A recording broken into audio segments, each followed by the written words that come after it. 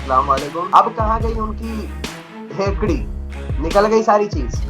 अर्नब शायद अभी इस वक्त ड्रग्स के नशे में है। ये ड्रग्स ऐवे ही नहीं मांगता था, ये सच में ड्रग्स का सेवन करता था। कितना ज्यादा कॉन्फिडेंशियल है किसी देश में अटैक करना, एयर स्ट्राइक, ये चीजें कॉन्फिडेंशियल होती है, इंटेलिजेंस की चीजें होती हैं।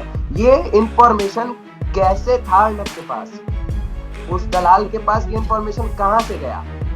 और उस दलाल वो हमारा नेता है, वो हमारा प्रधानमंत्री है, उस दल्ले के पास ये इंफॉर्मेशन क्यों है?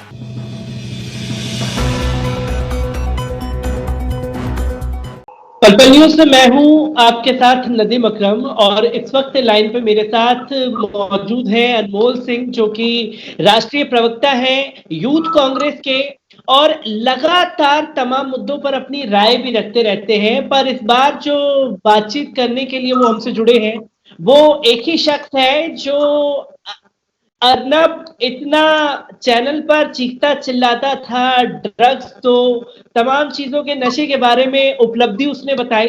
तो अनमोल, जो अर्नब रात के 9-10 बजे के आसपास इतना चिल्लाता था वो कहाँ है आजकल? सबसे पहले सबको नमस्कार, अस्सलाम वालेकुम सारे लोगों को मेरी तरफ से। और अर्नब शायद अभी इस वक्त ड्रग्स के नशे में है, क्योंकि जिस हिसाब से वो हरकतें कर रहा है और जिस हिसाब से टीवी पे और बाकी जगह पे उनकी मांग थी ड्रग्स दो ड्रग्स दो ड्रग्स दो, तो जो हरकतें अभी उनकी सामने आ रही हैं हम लोगों के सामने, जो आप लोगों के माध्यम से, टीवी के माध्यम से, मीडिया के माध्यम से जो चीजें आ रही है, उस हिसाब से ये ड्रग्स ऐवे ही नहीं मांगता था, ये सच में ड्रग्स का सेवन करता था। क्योंकि इन्होंने जैसी जैसी बातें की है, जैसे कि अभी रिसेंट जो हम लोग बालाकोट वाले इंसिडेंट के बारे में हम सुन रहे हैं कि इनको इनके बारे में प्रायर इंफॉर्मेशन थी इस चीज के बारे में। तो ये मेरे आपके पिछले बातचीत, जब पिछले बार आपसे बातचीत हुई थी, तो शायद उस चीज का कंफर्मेशन है ये। क्योंकि लास्ट टाइम मैंने आपको बताया था कि अर्नब गोस्वामी बीजेपी के दलाल हैं, वो पैसे लेकर और वो एक स्क्रिप्ट जो है उस चीज को रिपीट करते हैं अपने कैमरा के सामने। अब जो ये चीजें आ रही हैं उनके व्हाट्सएप चैट के बारे में, वो इस चीज का कंफर्मेशन है। क्योंकि उनके पास हर चीज का प्रायर नोटिफिकेशन कैसे है, जो इस बात को क्लियरली बताता है कि बीजेपी और ये इनका साठगांठ है, ये लोग आपस में मिले हुए हैं और उसके बाद ये किसी एक्शन को ले रहे हैं। अब हम भरोसा करें भी तो किस पे करें? अर्नब ने तो प्रूफ कर दिया इस चीज से। बालाकोट वाले इंसिडेंट के बारे में उनको पहले से इंफॉर्मेशन थी, रेवोकेशन ऑफ आर्टिकल 370 इस पे उनको प्रायर इंफॉर्मेशन थी। इन सारी चीजों के बाद अब वो क्यों नहीं मीडिया में आके सामने से चिल्ला रहे हैं? अब वो सामने आकर क्यों नहीं अपना अपने आप को स्पष्ट रूप से लोगों के सामने रख रहे हैं? अब कहाँ गई उनकी हेकड़ी, निकल गई सारी चीज। अब कहाँ है अर्नब गोस्वामी? अब आकर बोले, अब आकर सफाई दें। अब उनमें हिम्मत बची नहीं है। अब जो चीजें बचेंगी अब उसको भी बरगलाने की कोशिश करेंगे ये साथ मिलकर। अगर इस मुद्दे को दूसरे हाउसेस भी, बड़े हाउसेस, दूसरी पॉलिटिकल पार्टीज, ये लोग इस मुद्दे को हाईलाइट नहीं करेंगे, किसी देश की इतनी कॉन्फिडेंशियल चीज, इतनी, आप समझ सकते हैं ये कितना ज्यादा कॉन्फिडेंशियल है किसी देश में अटैक करना, एयर स्ट्राइक, ये चीजें कॉन्फिडेंशियल होती है, इंटेलिजेंस की चीजें होती हैं। ये इंफॉर्मेशन कैसे था अर्नब के पास, उस दलाल के पास ये इंफॉर्मेशन कहां से गया? और उस दलाल वो हमारा नेता है, वो हमारा प्रधानमंत्री है, उस दल्ले के पास ये इंफॉर्मेशन क्यों है? ये जवाब हमें कौन देगा? हम किससे पूछें? हम कहा आरटीआई फाइल करने जाए, हम किससे पूछे ये चीजें? अर्नब तो बताएगा नहीं, आप लोगों के पास इंफॉर्मेशन है नहीं, सरकार भाजपा की है, अपोजिशन को सुनते नहीं है, तो कहां पूछने जाएं? हमारा मतलब हमारा भी कोई संवैधानिक हक है ना, हम भी पूछेंगे ना, किससे पूछें? क्या हम आपको, आपके पास क्यों नहीं इंफॉर्मेशन इस चीज का कि अर्नब ने बालाकोट में क्या होने वाला था? आप भी एक मीडिया हाउस चला रहे हो, आपके पास क्यों नहीं इंफॉर्मेशन? उसके पास कहां से है यार इंफॉर्मेशन? और ये चीजें बताएगा कौन हमें?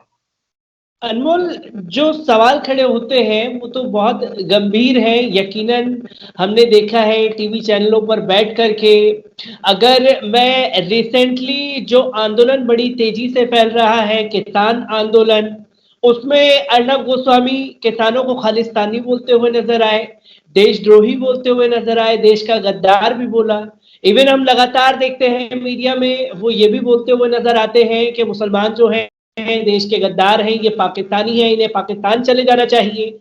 जब अर्नब गोस्वामी के पास इतनी अहम जानकारी, बालाकोट, पठानकोट की पूरी जानकारी थी, जो कि पुलवामा में हुआ, पुलवामा की घटना की जानकारी उनके पास थी, 3 दिन पहले उनके पास इंफॉर्मेशन थी और वो बड़े कॉन्फिडेंटली इस चीज को उजागर कर रहे हैं, बात कर रहे हैं व्हाट्सएप में कि कुछ बड़ा होने वाला है जिससे पूरी बाजी पलट जाएगी।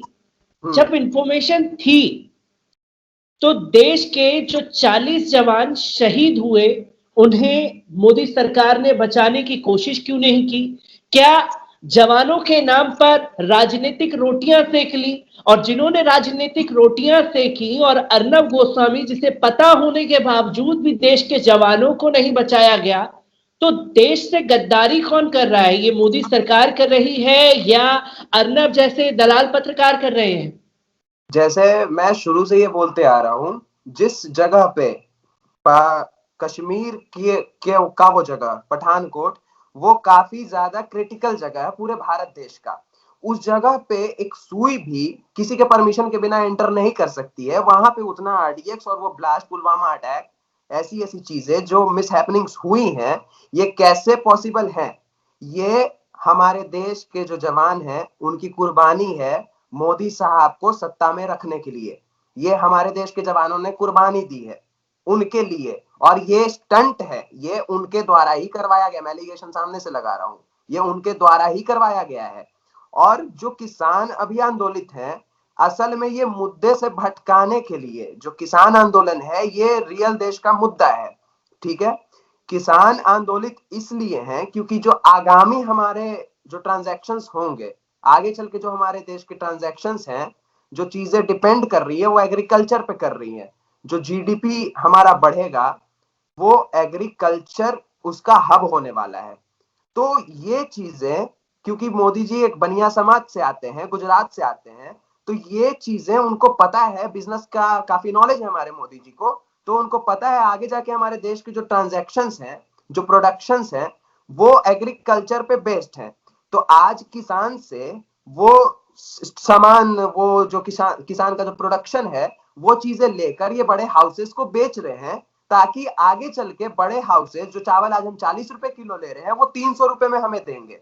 इस चीज के लिए ये काला कानून, और इस मुद्दे से भटकाने के लिए अर्नब गोस्वामी को पता है कि आगे चल के जीडीपी देश की किस चीज से चलने वाली है।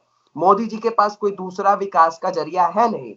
जीडीपी को अगर संतुलित करना है तो उसके लिए कुछ ना कुछ करना जरूरी है, और भारत देश एग्रीकल्चर का हब है। तो एग्रीकल्चर से ही इस देश का जीडीपी जो है उसका मूल्यांकन अभी आगे चल के होगा। और वहां पे किसान से, वहां पे भी मोदी जी ने, जैसे फर्स्ट प्रायोरिटी उनके अंबानी और अडानी है, तो मोदी जी यहाँ भी प्रायोरिटाइज करके उन लोगों को, और उनका ये एजेंडे में है कि किसी तरीके से किसान की जो जमीन है वो फरेबी तरीके से बिग हाउसेस को चले जाए, अबानी और अडानी जैसे हाउसेस को चले जाए। और उस बीच में जो हमारे मीडिया कर्मी हैं, अर्नब गोस्वामी जैसे लोग, वो जनता को भटकाने के लिए किसान को खालिस्तानी, पाकिस्तानी कुछ भी बोल सकते हैं ये। तो सबसे यही गुजारिश है कि उनकी मत सुनो, जिनको आपके बारे में, आपके देश में जो बड़ी बड़ी चीजें हो रही हैं उसके बारे में पहले से जिस इंसान के पास इंफॉर्मेशन है, आप उसकी बात क्यों सुन रहे हो? वो सब लोग मिलके एक तरफा आपको मुसलमान की तरफ डाइवर्ट करके और उसके बाद हमारे देश को बेच रहे हैं। कम से कम इस चीज को समझिए, इस चीज को बार बार समझाने। कल को जब चावल आपको 300 रुपए किलो मिलेगा ना, आज जो 40 रुपए चावल मिल रहा है वो कल 300 मिलेगा, तब समझ में आएगा कि हमने क्या गलती की थी। वो टीवी देखकर, अर्नब को चिल्लाते हुए देखकर, कुत्ते की तरह जो भौंक रहा था, उस चीज को आप सुनकर मजे ले रहे थे। उस वक्त जो चीज खा रहे थे, आगे चल के वो भी खाने को नहीं मिलेगा। आज सुन लो, आज टीवी देख लो, आज अर्नब को सुन लो, लेकिन कल भी यही करते रहोगे और कल भूखे पेट करोगे। ये लिख लो, अगर आज तुम अर्नब को सुन रहे हो तो कल भूखे पेट रहोगे, ये तुम लिख लो कहीं पे भी। ये मैं अनमोल आपसे सवाल लेना चाहता जो देश के प्रधानमंत्री हर छोटी से छोटी बात पर ट्वीट करते हैं, सारी चीजों की जानकारी उन्हें रहती है। वर्ल्ड कप में अगर शिखर धवन का अंगूठा टूट जाता है, उन्हें ट्वीट करना याद रहता है। लता मंगेशकर के घर में कब कौन से भाई के यहाँ बच्चा जना, उनको वो चीजें याद रहती है, ट्वीट करना याद रहता है। देश में इतना बड़ा कांड हो जाने के बावजूद जिस अर्नब को पूरी जानकारी थी, वो फिर भी सबसे था। अर्नब को लेकर के मोदी सरकार की जो चुप्पी है, वो कई सारे सवाल खड़े नहीं कर रही है। आपको क्या लगता है इस चीज के बारे में? क्या ये और बढ़ावा दे रहे हैं ऐसे पत्रकारों को? अर्नब एक कवर है इस सरकार का, इस सरकार के ऊपर एक कवर है अर्नब, जो कवर सरकार ने अपने ऊपर लगा रखा है। अगर इस कवर को ये उतारेंगे तो इनका असली चेहरा जनता के सामने आ जाएगा। ये ट्वीट करके, अलग अलग चीज करके, शिखर धवन के बारे में जैसे आपने एग्जांपल दिया, उसके अंगूठे को टूटता है तो ये कमेंट करते हैं, तो शिखर धवन के जो फैंस हैं वो मोदी जी को अप्रिशिएट करेंगे कि आपने ट्वीट किया। तो ये दूसरे तरीके से पब्लिक को अपने हित में रख के और अर्नब को अपना कवर बनाते हुए ये उसके अंदर अपने रियल फेस को हाइड कर रहे हैं। असल में ये निजीकरण है, ये किसानों के जमीन का भी, उनका रहते भर में भी ये निजीकरण इनको करना है। इसलिए किसान के मुद्दे पे भी इनका ट्वीट नहीं आ सकता है। हाँ, आप भाषणों में सुन सकते हैं मोदी जी को बोलते हुए किसान आंदोलन के बारे में, लेकिन उस जगह पे जाकर इनकी हिम्मत नहीं है कि बोलेंगे। ये उसके बजाय अपने प्रवक्ताओं को रखेंगे कुछ बरगलाने के लिए, लोगों के बात को झुठलाने के लिए, आरोपों को खारिज करने के लिए। यहाँ पे ये चीजें अपनाई जा रही हैं। इस चीज को समझिए आप।